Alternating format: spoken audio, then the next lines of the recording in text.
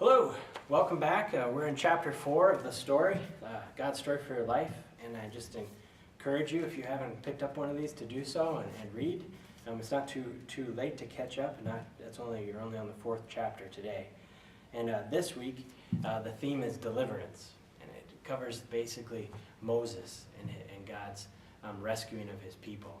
And this is a great story. I mean, this is one that's been used and immortalized in movies, Charleston Heston, the Ten Commandments, the Prince of Egypt, and the like. And so if any story is known within our culture, this is probably one of them.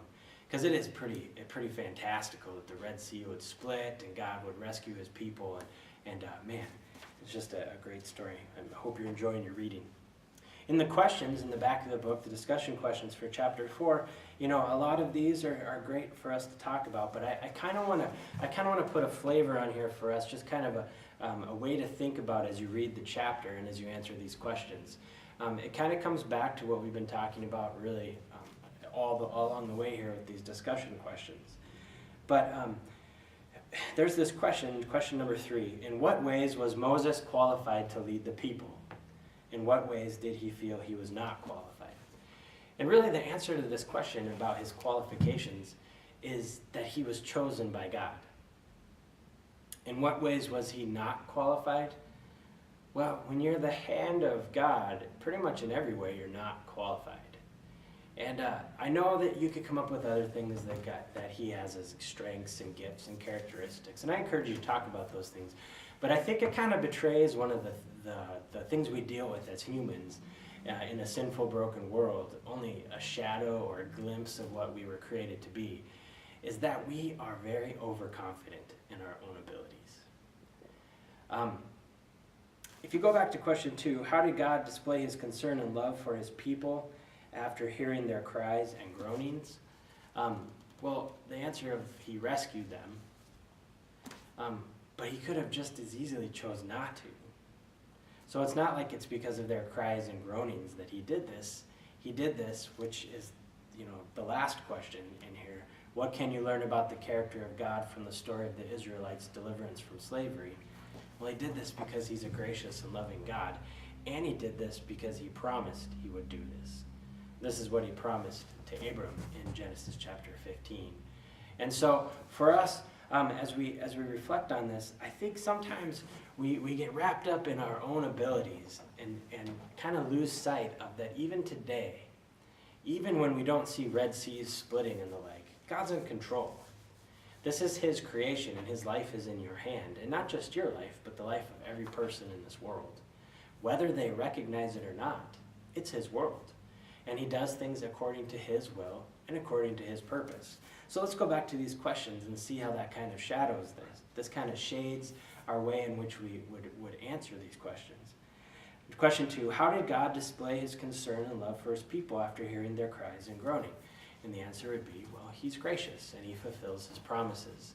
And he demonstrates again who he is. And he does this through Moses. And when we go to Moses, in question number 3, in what ways was Moses qualified to lead the people? Well, he was qualified because God chose him. Did he want to go? No. Did he want to do this work? No. He didn't feel, to his credit, he didn't even feel qualified. And he wasn't. But with God behind him, great things happen. And then, have you ever felt unqualified or unable to do something as Moses did? And how did you handle it? For a Christian, that's kind of the same thing as every aspect of life. There's nothing really that we are able to handle apart from God and trust in his mercy and providence. And so it's kind of an interesting thing because I don't want you to answer this question as if there's only some things God is involved with in your life. And I kind of want to end with this. I'm going to look this up. I didn't have this marked. I just thought about it right now. But when Moses has freed the people through the killing of Pharaoh's firstborn son, and they're fleeing to the Red Sea, and they get to the Red Sea, and the army is chasing him, then the people of God start to complain. And they ask this is what it says, this is on page 53 in the last full paragraph.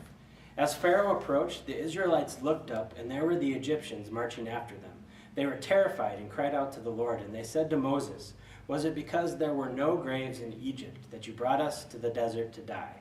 What have you done to us by bringing us out of Egypt? Didn't we say to you in Egypt, 'Leave us alone, let us serve the Egyptians'? It would have been better for us to serve the Egyptians than to die in the desert." And so they're whining and complaining, and they're as if they had just stayed, anything would have been different, as if somehow this was happening apart from God's will. And this is what Moses says, and I just think this is classic, and I would encourage you to kind of keep this in mind as you read the whole thing. Moses says to the people, "Do not be afraid. Stand firm, and you will see the deliverance of the Lord, that the Lord will bring to you today. The Egyptians you see today, you will never see again." And then this is the key. It's at the top of page 54. "The Lord will fight for you. You need only to be still."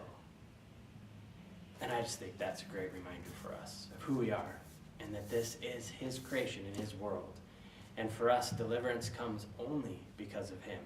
And I would encourage you as you read in chapter 4 on deliverance to kind of have that be what you hold in front of you, is that we live in God's creation and is his world by his providence, and deliverance is his. And for us, we are unqualified for even the work that we were created for. But yet, despite this, by his grace and mercy, we are still called to follow, to live, to serve, and it is a great place to be. You have a blessed week, and the Lord will see you next time. Again, if you have any questions, just get a hold of us in the church office, and God's peace on your week.